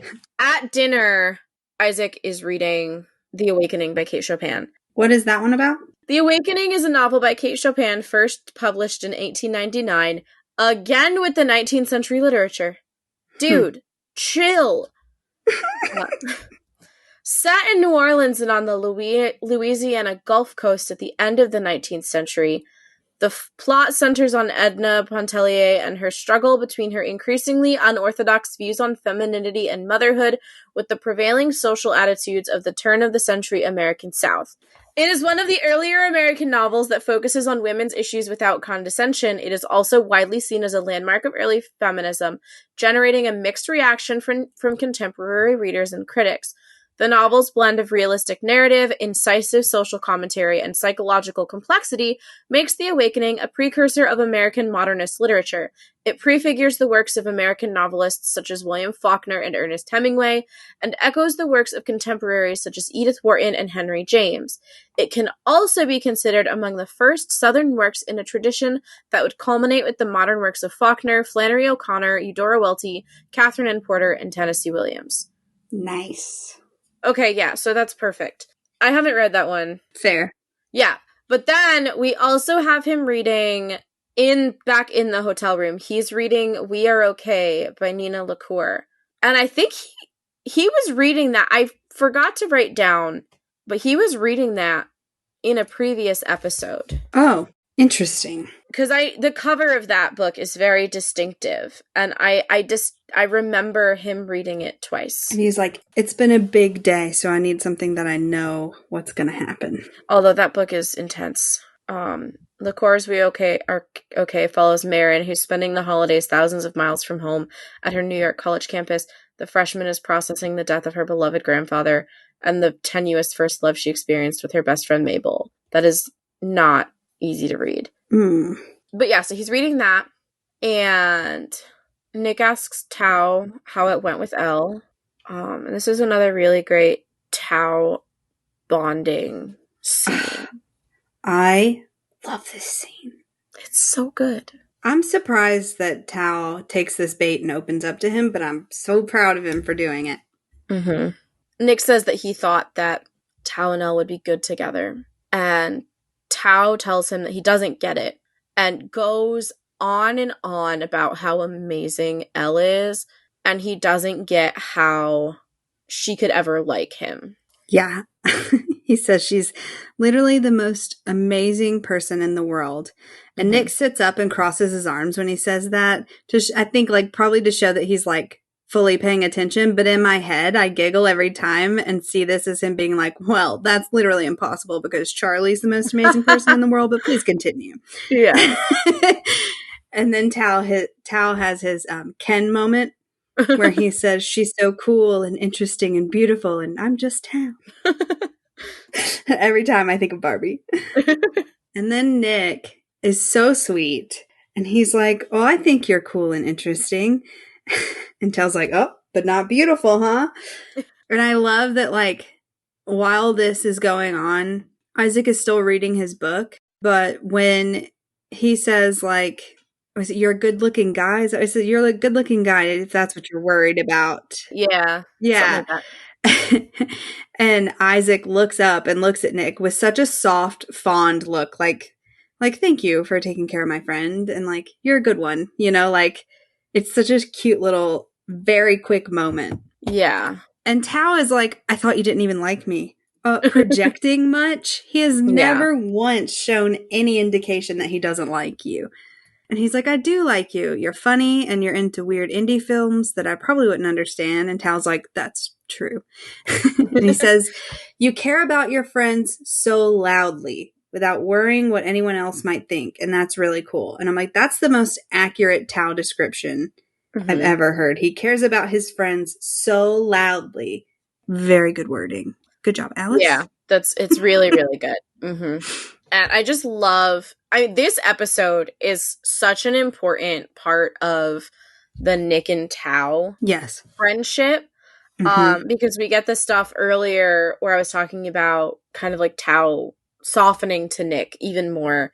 And then we get this and just this like connection, and Tao is really seeing like Nick is a good dude. And I feel like there's, you know, it kind of all culminates at the prom with the conversation they have at the prom. But I just really love the kind of like tracing the arc of their friendship and how they go from like enemies to friends. I know, it's one of my favorite storylines. It's so good. It's so well done, and it's really well done without being a like main plot point. It's just something you get like nuggets of here and there, but those nuggets do so much work in such little time. Yep. But at that, Tao's like, and I'm tapped out of being able to do deep talk and I need a snack, so I'm gonna go hit the vending machine. Same. And so he invites Isaac and they leave. And Nick is like lovingly looking at the bathroom door where Charlie is. And then he picks up his phone and goes through his pictures and posts a picture of them with their ice creams. And I think this is the confirmation that Charlie absolutely has his notifications on for Nick's Instagram. Because he immediately... And he's so happy. And he's like, did you just post another picture of me? And he's like, yeah, I did. And this is when I die. this moment where he walks up to Nick and like the tenderness of like Charlie running his finger through Nick's hair and Nick looking up at him and like touching him on the shoulder. Like it's so tender and sweet and code blue dead for me. My note on this is later, but this whole scene like is kind of building to a certain point. The intimacy coordination is excellent. Mm-hmm. It's so good. And yeah, it goes from like the whole thing is like really tender, like even when it gets to the more intense stuff. But like from this moment, just like these little touches, it's so good. And it really gives me all of the feelings. And I am also dead.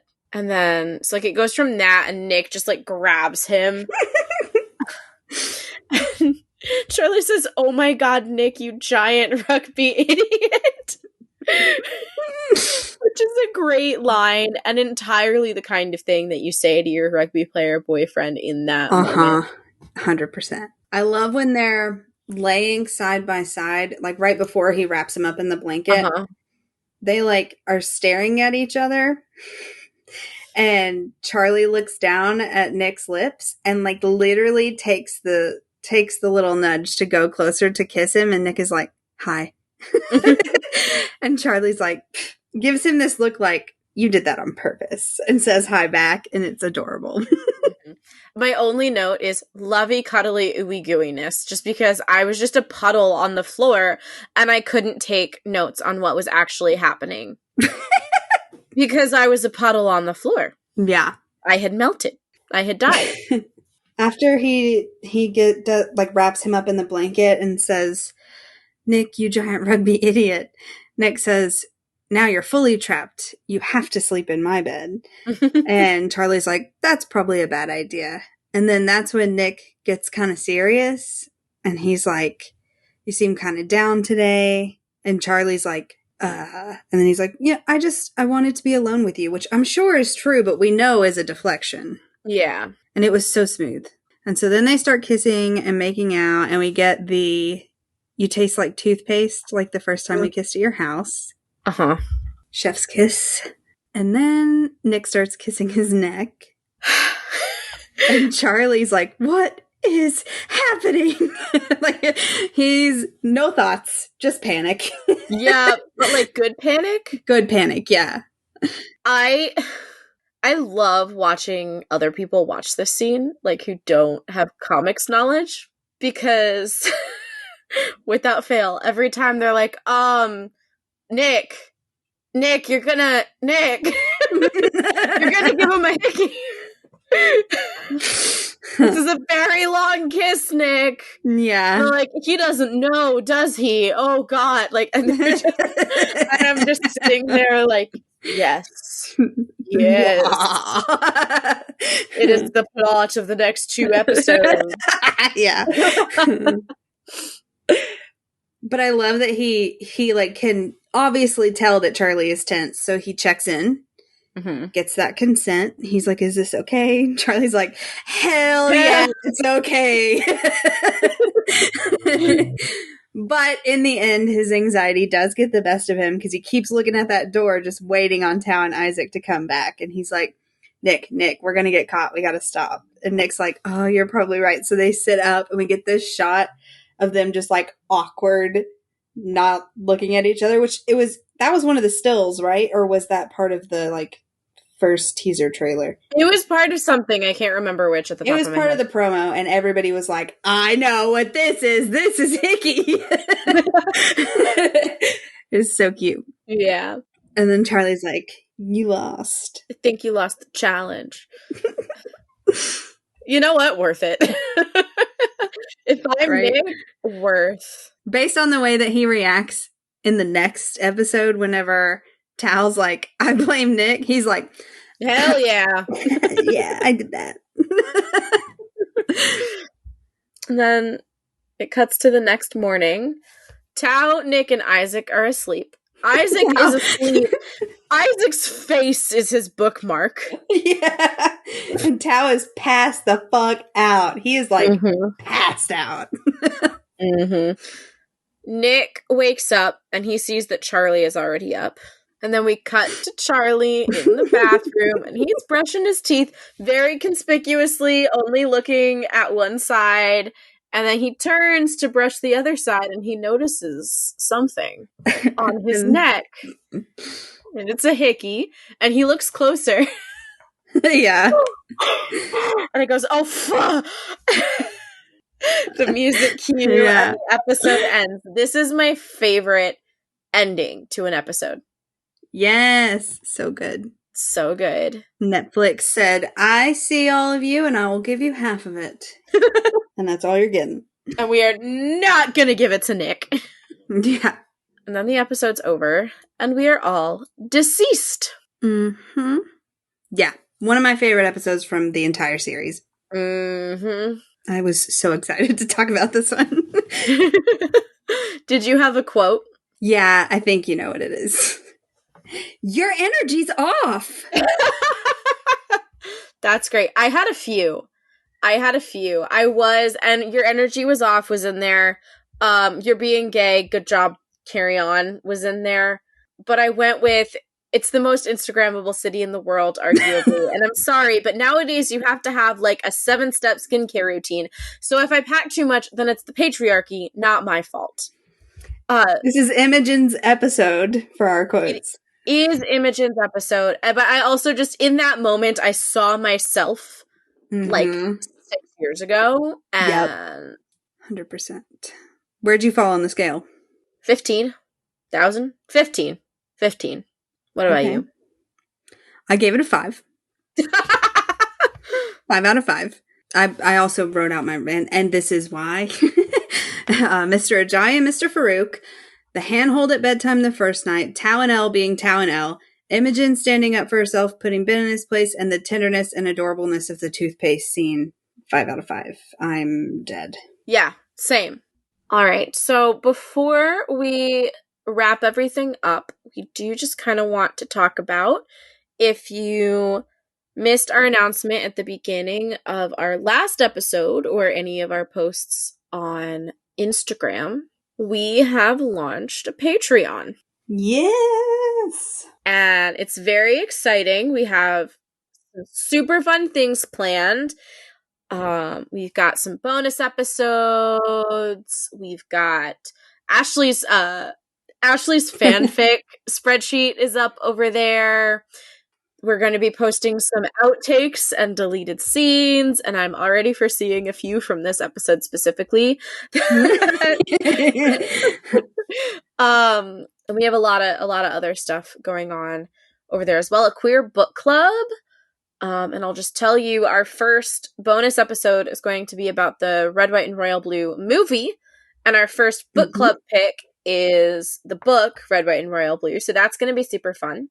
And we are trying to plan a spooky Halloween live watch for later in the month. And there's just lots of really cool stuff going on over there. Lots of things that we're planning.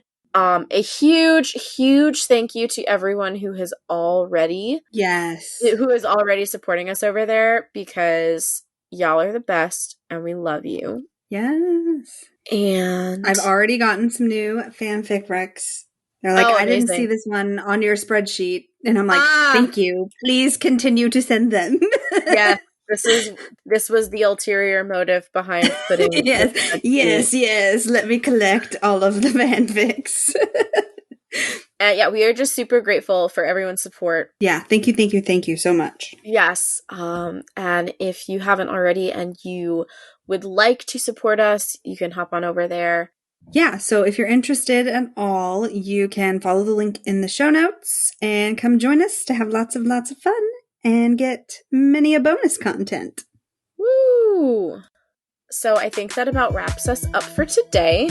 And of course, this is a bi-weekly podcast by two bisexuals, and we will be back in 2 weeks to talk Season 2, Episode 5, Heat, with a very special guest. Ooh, I'm so excited. So excited. If you want to follow us online, we are at Why Are We Cast on all platforms. And if you like this, please consider rating and reviewing us. And until next time, bye. Bye.